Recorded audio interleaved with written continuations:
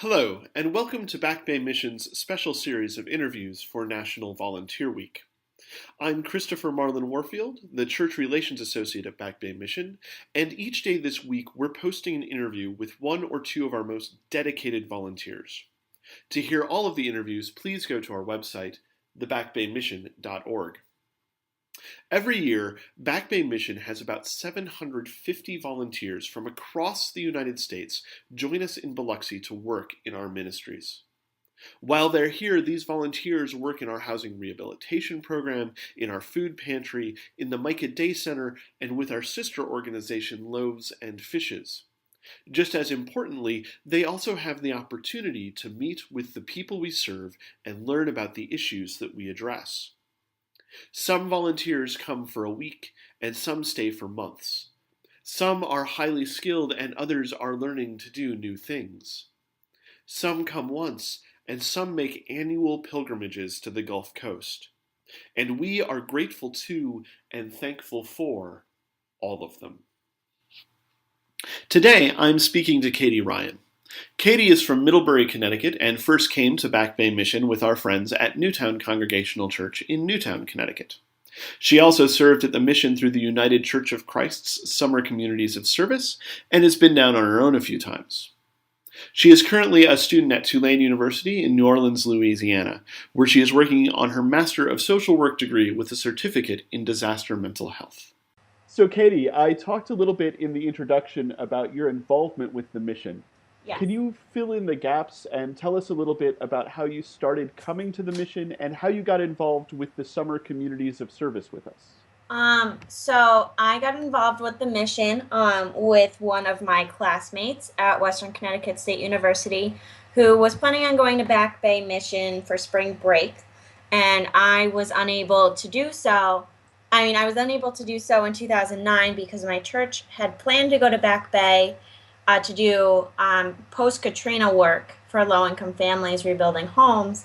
And the church, Back Bay Mission was unable to host us because they were too overfilled, which is a great thing.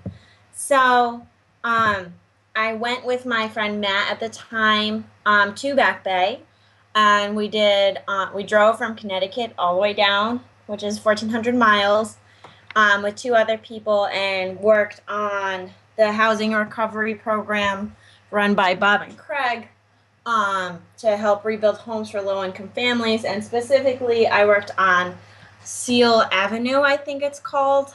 And we worked on a home that was flooded with water after Katrina, and we were ripping up tar on the main living room floors in the beginning of the house that was tarred from the early 1900s so they could put carpet on it.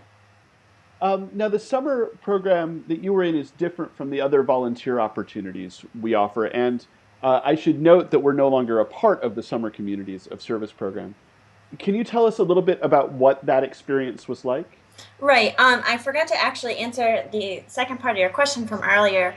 I had applied for the Summer Communities of Service at Back Bay Mission for the summer 2012 because of Sherry Pressman's recommendation to myself and my friend to do so. And so I was sitting at home literally looking at the UCC site, pulled it up and applied. And Sherry wrote my recommendation letter for doing community summer services, whatever it's called, that summer. And I had gotten in. And specifically that internship was different because it was a 10-week program of living in Biloxi in the middle of the summer, rebuilding homes for low-income families. And part of it was Katrina work, and part of it was just the needs of the Biloxi community in general. The part that I really enjoyed the most about that was every week there was a new group, and every week it was a new state. And yes, we had multiple trends of people from Wisconsin coming in, and it was very ironic that it was mostly Wisconsin people for a good 2-3 weeks, but it was interesting to see all their different perspectives and what they brought to the table in sense of their spirituality, their sense of community, their sense of work ethic, and most of all, their sense of skill of working on the work sites. Some people came with the ability to do a lot of work, and other people had the most compassion to do the work but had no idea how to even use a paintbrush, which is very interesting. So you sort of just met them where they were in that aspect, hoping that you would help them to learn how to not only do the skill of either using a paintbrush or learning how to grout a floor, learning how to rip up tile, or learning how to paint with a special paint that seals in smoke from fire damage. So it was really just learning how to work as a community with the same goals, which made it very fulfilling and interesting. Okay, well, that leads really nicely into my next question, which is, you know, you've spent a lot of time on work sites working with and managing mission trip volunteers. Mhm. How have you seen groups or individuals be changed through their experience with us? Um, every individual, when they come in on Sunday night exhausted from the ride, exhausted from each other, and exhausted being stuck with people that they're usually not stuck with for a long period of time. So you see their sense of exhaustion, and you see their sense of excited to be in Biloxi, excited to be in a community that's outside of their norm. And usually by the end of the week, they have such an appreciation for what they have, but even a more, or that's not quite the term I want to use, a stronger appreciation for the people that they surround themselves with at home.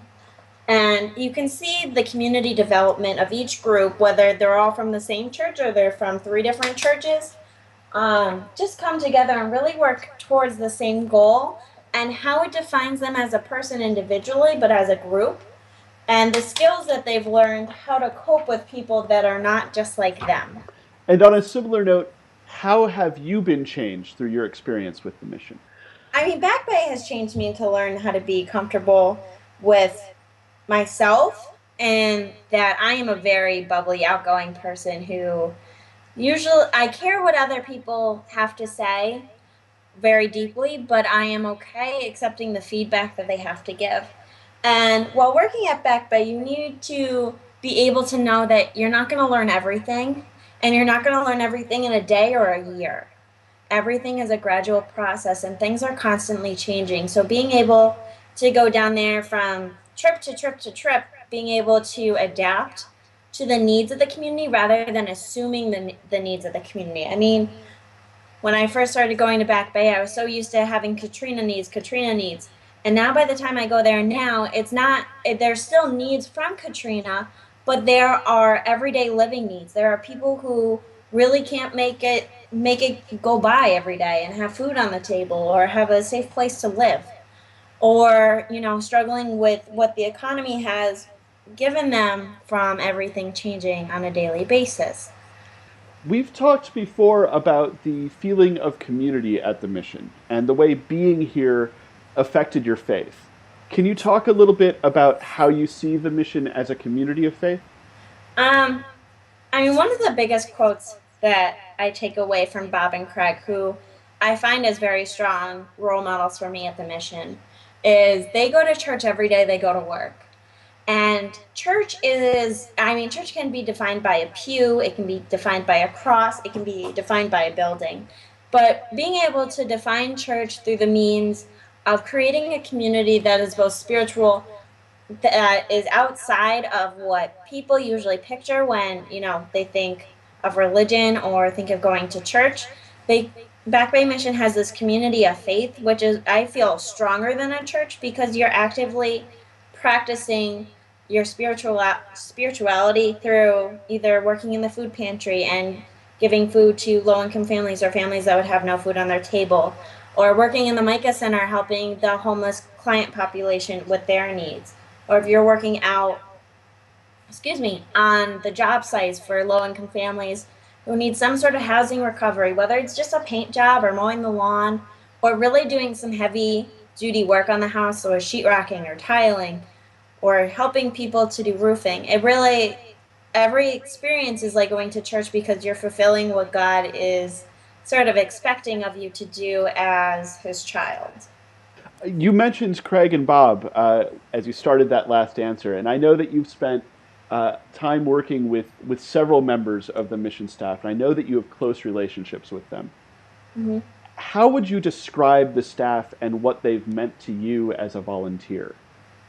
The staff is like family.